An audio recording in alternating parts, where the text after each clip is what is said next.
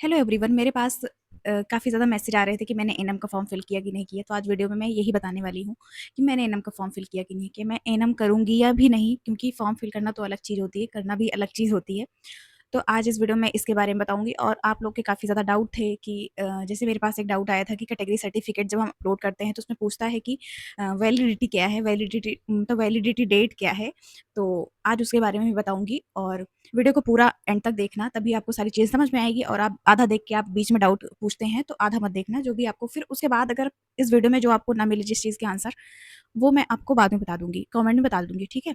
तो वीडियो को शुरू करते हैं। तो बात करेंगे कि कैटेगरी सर्टिफिकेट जो जब अपलोड करते हैं तो उसमें वैलिडिटी क्या होती है। तो मैं अपना बताऊँ, जैसे ईडब्ल्यूएस अगर मैंने सर्टिफिकेट लगाया तो ईडब्ल्यूएस का 1 साल की वैलिडिटी होती है और ओबीसी की 3 साल तक की होती है वैलिडिटी। और जैसे जो ईडब्ल्यूएस का सर्टिफिकेट होता है वो 1 अप्रैल से मतलब उसका जो है एक्सपायर हो जाता है। जैसे आपने इस बार 1 अप्रैल के बाद बनवाया तो नेक्स्ट 1 अप्रैल के बाद एक्सपायर हो जाएगा। तो वैसे ही ओबीसी का भी होता होगा कि 3 साल अगर, और आपने इसी साल बनवाया है तो आपको जो है उसमें देखो 3 साल का नेक्स्ट ऑप्शन मिलता भी है। जब आप वैलिडिटी फिल करते हैं तो आपको 3 साल का उसमें ऑप्शन भी मिलता है कि आपको नेक्स्ट मतलब 27, 28, 29 आपको कब कब आपका जो है एक्सपायर होगा। तो आपको उसके अकॉर्डिंग आपको सन भी मिल जाता है, उसमें दिया हुआ डेट मिल जाती है। तो आप वो अपने हिसाब से फिल कर देना कि आपका कौन सा सर्टिफिकेट है और कब तक उसकी वैलिडिटी है। देखो मुझे सारी चीज़ों को तो नहीं पता, मुझे ये पता होता है कि ओबीसी का 3 साल चल जाता है। और लेकिन जो है कभी-कभी किसी-किसी फॉर्म में तो 1 ही साल तक उसको वैलिड माना जाता है। लेकिन ईडब्ल्यूएस क्या है, वो 1 ही साल वैलिड होता है, वो हर साल मतलब बनवाना पड़ता है, कोई भी एग्ज़ाम आप दे दो। और उसमें भी 1 अप्रैल के बाद का बना हुआ होना चाहिए। अगर आप इस वाले मतलब सेशन में आप जो है करवा रहे हैं, जिससे फॉर्म फिल कर रहे हैं अप्रैल के बाद, तो 1 अप्रैल के बाद का बना हुआ होना चाहिए। अगर आप अप्रैल के पहले भर रहे हैं तब तो फिर पुराना वाला ही चलेगा। लेकिन आपको उसमें भी जो है एक क्या कहते हैं उसको, एक एप्लीकेशन देना पड़ता है कि आप रिन्यू करा लेंगे जब आपका जो है 1 अप्रैल आ जाएगा। तो आपको जो है इसके अकॉर्डिंग आप ये कर सकते हैं फिल।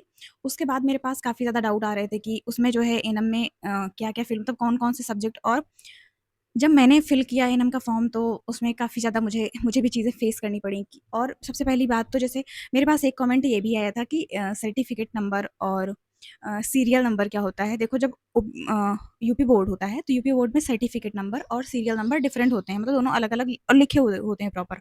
लेकिन जब सीबीएसई बोर्ड होता है किसी का, तो उसमें जो है केवल सीरियल नंबर आपको मिलेगा देखने को। आप दोनों जगह वही सेम चीज़ फिल कर सकते हैं। मैंने जब उसको चैट जीपीटी से पूछा तो वो भी उसका भी वही रिप्लाई था कि वो दोनों चीज़ें सेम होती हैं। कभी-कभी वो डिफरेंट होती हैं, लेकिन अगर आपके उसमें एक ही दिया हुआ है तो आप एक ही फिल कर सकते हैं, ओके? फिर उसके बाद हम नेक्स्ट बात करें कि मैंने फॉर्म फिल किया कि नहीं। तो मैं लास्ट जब से बात कर रही हूँ तो मैंने पूरे में यही बताया कि मैंने जब फिल किया। ऑफ कोर्स मैंने फॉर्म फिल कर दिया है और मैं उसका प्रूफ भी दिखा दूँगी आप लोग को कि मैंने फॉर्म फिल किया है कि नहीं किया है। बाकी देखो अपनी जो डिटेल्स होती है, मैं इसलिए अभी तक नहीं दिखा रही थी क्योंकि जो मेरी डिटेल्स हैं मैं उसको पब्लिक नहीं करना चाहती हूँ।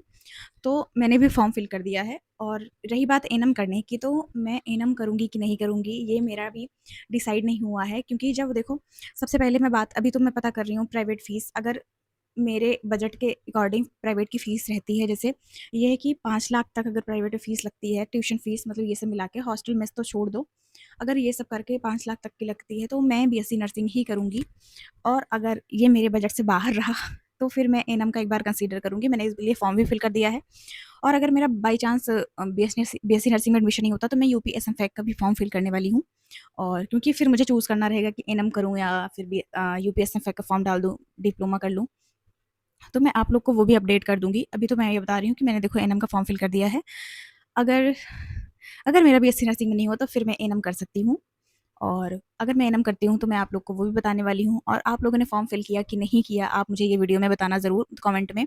और और भी आप लोग के जो भी डाउट आएँ आप मुझसे पूछ सकते हैं, मैं सबका रिप्लाई करती हूँ। देखो आप लोग मुझसे जब पूछते हैं कि मेरे इतने मार्क्स हैं, मेरा इतना परसेंटेज बन रहा है, तो जो मेरे अकॉर्डिंग होता है मैं वो बताती हूँ। देखो मैं आप लोग को खुश करने के लिए मैं आज बोल दूँ कि आपके इतने नंबर हैं, आपका हो जाएगा, आपका हो जाए, आपको केजी में मिल जाएगा, और आपको नहीं मिला तो आप बाद में मुझे ही गाली देने वाले हो।